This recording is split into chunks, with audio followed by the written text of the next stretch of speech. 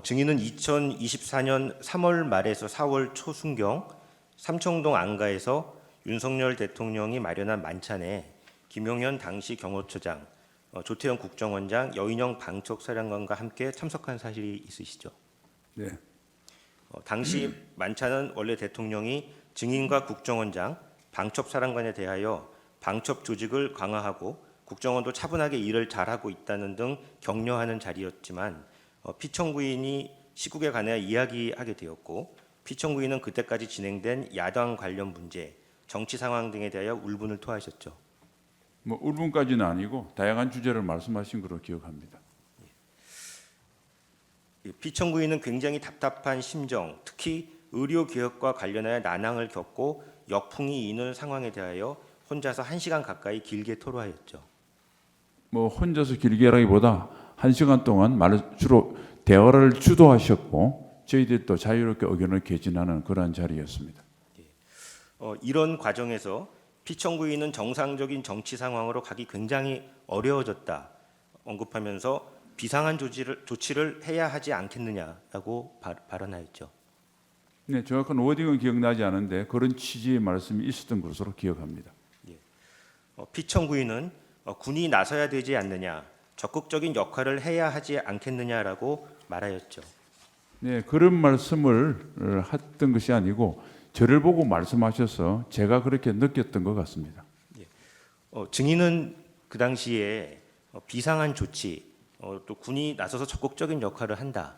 이걸 어떻게 이해하셨나요? 뭐 여러 가지 말씀 중에 지나가시는 말씀을 하셔서 뭐 그냥 말씀하신 그 취지 그대로 받아들였습니다. 별도로 추가적인 뭐 생각은 안 했습니다. 그러니까 비상한 조치로 군이 나서서 적극적인 활동을 한다고 하면 그게 뭐 법률 개념으로 치자면 현행 법령상 어디에 해당하는 건가요? 법령보다는 과거의 경험으로 볼 때 군이 좀 현실 정치에 이렇게 역할을 하는 것 정도로 저는 그 분위기로 이해를 했습니다. 결국 계엄이나 이런 비상계엄이나 이런 것까지 포함하는 군의 정치 개입으로 생각하셨단 말씀이신가요? 뭐 그런 계엄까지 생각은 못했고 어쨌든 어떤 경우든 저는 그 적절치 않다고 이렇게 제 의견을 피력한 적이 있습니다. 이에 대하여 증인은 제가 법은 잘 모르겠지만 역사적으로 볼 때나 당위성 면에서는 적절치 않다. 국민이 용납하지 않고 장병들은 국민과 생각을 100% 같이 간다.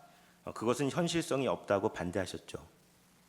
네, 뭐 법적인 문제를 떠나서 어떤 어려움을 해결하는데 좋은 솔루션은 아니란 취지로 제가 진언을 드린 것으로 기억합니다. 증인께서 당시 그 대통령의 그런 어떤 구상에 반대하신 나름대로의 그 당시에 그 합리적인 뭐 이유라든지 나름대로 논리적으로 분석하신 어떤 근거를 가지고 거기서 반대를 하신 건가요? 뭐 구상을 대통령께서 밝힌 거 그런 정도는 아니었고 그 대화를 하면서 지나가는 말투로 그런 비슷한 말씀을 하셔서 그냥 듣고 별다른 말씀을 안 드리려고 하다가 아무래도 이제 저를 보고 말씀하셨기 때문에 저는 평소에 이제 제가 알고 있던 역사관 그리고 군나의 현실, 우리 국민의 정치 의식 등을 고려할 때 뭐 그러한 것들은 그렇게 썩 유용한 방법이 아니다 이렇게 말씀을 드렸습니다. 예. 그러면 그때 증인은 계엄의 요건인 전시사변 그밖에 국가 비상사태에 해당하지 않는다라고 그렇게 판단해서 반대하신 건가요? 계엄이라는 건 생각을 못했기 때문에 그거는 뭐 적절치 않고 저는 뭐 비상하게 이렇게 조금 뭐 조치를 하는 것 정도로 이해를 했고 계엄과 관련된 생각은 하지 않았습니다. 예. 증인은 1979년 6.4 3학년 당시 12.12 사태를 겪는 등 군인으로서의 경험을 통해서 군의 정치 개입은 안 된다는 확고한 신념을 가지고 계시죠? 그렇습니다. 당시 조태용 국정원장도 국제 관계에 대해 언급하면서 외국에서 받아들일 수 없고 우리나라의 국격에 비추어 생각할 수도 없다는 취지로 말하였나요? 예, 다음은 아마 국정원장도 그런 취지로 말씀을 드린 거로 제가 기억하고 있습니다. 그 당시 같이 참석하셨던 김용현 경호처장과 여인영 방첩사령관은 어떤 말을 하셨습니까?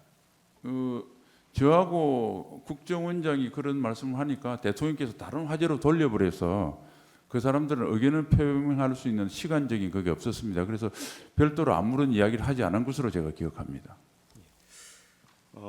위 대통령과의 만찬 자리를 마친 후에 증인은 김용현, 여인영과 증인의 국방부 장관 공간에서 차를 마시면서 이야기를 나누셨죠.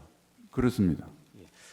김용현 당시 경호처장은 증인의 육사 1년 후배일 뿐만 아니라 근무 연도 상당히 깊어 오랫동안 형 동생 관계를 유지해온 그런 사이시죠. 근무연은 없었고요. 단 한 달 정도 제가 대령 때 합참에 과장할 때 우리과의 파견 나와서 저를 일을 도와준 적은 있고 그 뒤로 같은 장소에서 같은 시간대 근무한 연은 전혀 없습니다. 단지 제가 수방사령관과 합참작전본부장을 인계를 한 그런 연은 있습니다. 그리고 이제 형 동생은 대개 뭐 국회에서도 국회의원들끼리도 그렇게 많이 하는데 저 육사 선후배끼리 형 동생은 좀 일반적으로 많이 호칭을 하기 때문에 굳이 꼭 특별한 관계 때문에 호칭하는 건 아니라는 말씀을 참고로 말씀드립니다. 증인은 당시 대통령이 아무리 취중이라도 저런 말을 하면 문제가 될 수 있겠다는 생각하에 김용현과 여인영에게 대통령이 왜 울분에 차서 화를 내시며 저런 말씀을 하시느냐라고 물으셨죠. 울분과 화는 거 잘못된 좀 제 생각과 다른 표현이었고요. 어쨌든 지나간 말씀이 있지만 혹시 다른 분들한테도 그런 말씀을 하시면 괜한 오해가 될 수 있겠다 싶어서 그 두 사람에게 특히 이제 대통령을 건집해서 모시는 김용현 그 경호처장에게 좀 유의 깊게 그렇게 대통령 잘 모셔라. 그리고 대통령을 잘 모시는 길이 그런 말씀을 혹시라도 안 할 수 있도록 하는 것이 부화된 저희 도리다. 뭐 이런 취지로 이야기를 했던 것으로 기억합니다. 그러면서 증인은 국방부 장관으로서 대통령이 언급한 비상한 조치에 절대 반대한다. 반드시 증인의 뜻을 대통령께 전해달라고 말씀하셨죠. 네, 뭐 그런 뜻을 제가 저를 계기로 해서 대통령께서 그날 우리가 사실은 술을 곁들인 식사 자리였는데 혹시 그걸 그렇게 깊게 생각 안 하실 수도 있어서 제 핑계를 대서 한번 경호처장에게 대통령께 그렇게 말씀을 좀 전해달라는 뜻으로 그런 표현을 썼습니다. 그리고 김용현 경호처장에게 대통령이 말씀을 잘 듣는 사람한테 오늘 취중에 이런 얘기를 했다는 점을 전하고 다음부터는 대통령이 이런 말을 하지 않도록 하라고 당부하셨죠.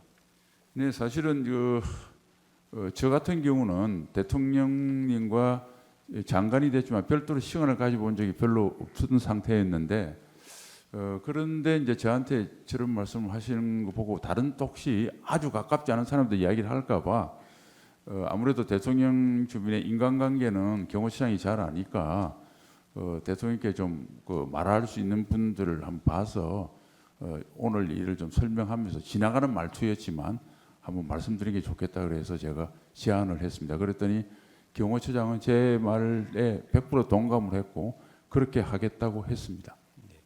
그 대통령께서 국정을 운영하려면 여러 가지 그 목소리를 많이 들어야 되는데 지금 증인께서 대통령이 말씀을 잘 듣는 사람한테 이 말씀을 전해달라고 할 때 보통 그 당시 증인은 어떤 분들을 머리에 좀 염두에 두고서 이런 말씀을 하셨나요?